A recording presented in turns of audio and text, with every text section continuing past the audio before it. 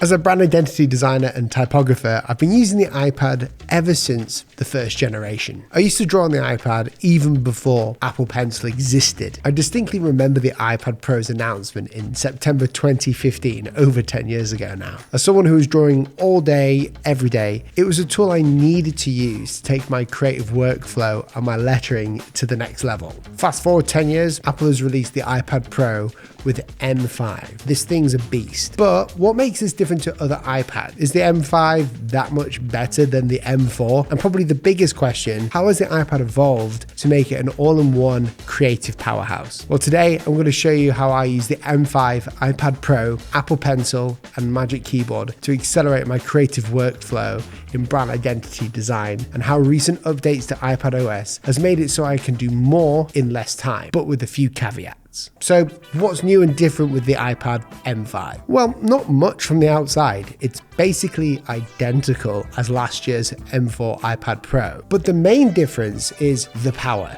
Apple says the M5 is up to 6.7 times more powerful in ray tracing than the M1 and 4 times faster in AI image generation than the M1. In the world of generative AI, this will come in handy for those who are using AI more. For me though, I don't use AI for generating work. The most I use it for is mock-ups for brand identity design. So how does the M5 chip improve my creative work? That's the big question. Well, the main difference that I've seen is through the increased RAM. RAM is important to any creative program like Procreate, Shaper 3D, Affinity, because it allows me to do more in the app. Let me explain. With the M5, we can have up to 16 gigabytes of RAM, which is a large upgrade from 12 gigabytes in the M4. However, there's a caveat, you must have the 1 terabyte option or above to get the 16 gigabytes. So this theoretically means I can have more layers in my Procreate projects, which for me is huge. And for other apps like Shaper 3D and Nobad Sculpt, 3D design apps, the performance is increased and it's quite noticeable. It gives me such a smoother experience when creating. And for Affinity, which I love using, I'm able to have a much smoother experience when my projects have a lot of artboards and vector details inside it. So RAM is a huge factor for my creative workflow, and I think for any digital creative workflow. But it's also a factor for everyday emailing and multitasking, which is where the new iPadOS comes into play. Arguably, the biggest change to iPad is software experience. We've always had multitasking in some form, basically from the first few updates for the iPad, but iPadOS 26 is the OS that made the iPad more like a Mac than ever. Obviously, we have things like liquid glass, which is kind of controversial, but I think it looks nice across all my Apple devices. But the most exciting update is flexible windowing. This means I can use my iPad more like a Mac, allowing me to resize and move app windows on my screen. Something that we've all wanted to do for such a long time, which seems very simple, but has a huge impact on how we use this device. So with this,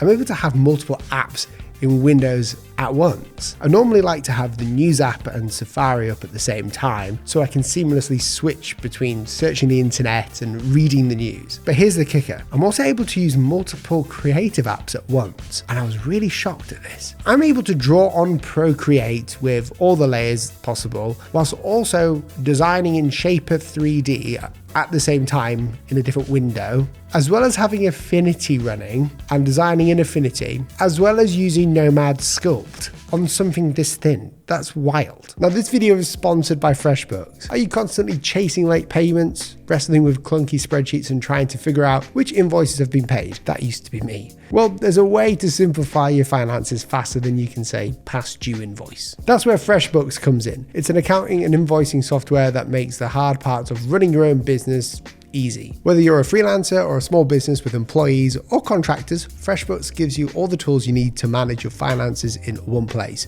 We've been with FreshBooks for so many years and we've been sponsored by them. We truly believe in them. With FreshBooks, you can create and send professional invoices that get you paid faster thanks to the flexible payment options like credit cards and bank transfers. You can pay employees, contractors, and collaborate seamlessly with your team and clients. And most importantly, keep your books all organized from one single intuitive platform. And right now, there's a brand new offer just for my channel subscribers, you.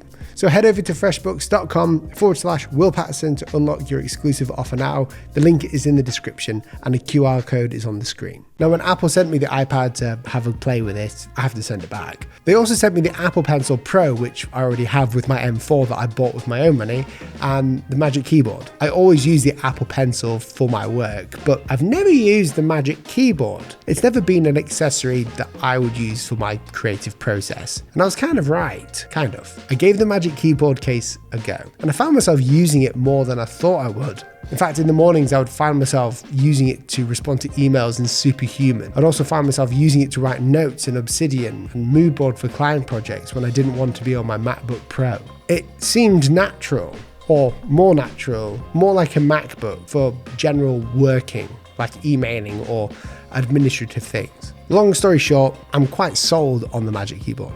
It's really nice how it ties into the iPad experience now because of the new OS update. It means that I can now actually respond to emails with a physical keyboard, and it makes sense with a physical trackpad too.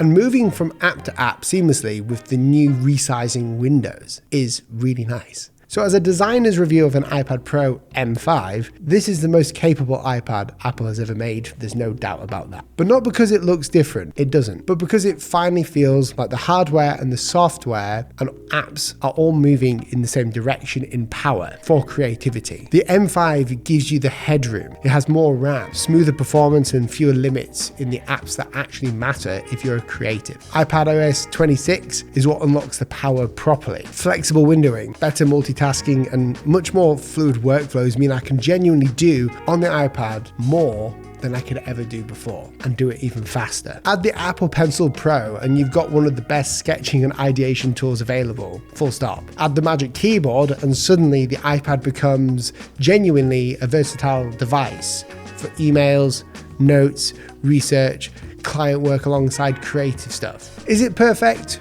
No. There's never a perfect product, but it's the first time I've used an iPad where it genuinely feels like I'm hitting fewer walls. It feels like more MacBooky. If you're already using an iPad for creative work, the M5 is a meaningful upgrade. And if you've never really taken the iPad seriously as a professional tool, this is one that might change your mind. If this helped, let me know in the comments, and if you want more honest reviews like this from a working designer, make sure you subscribe. See you soon.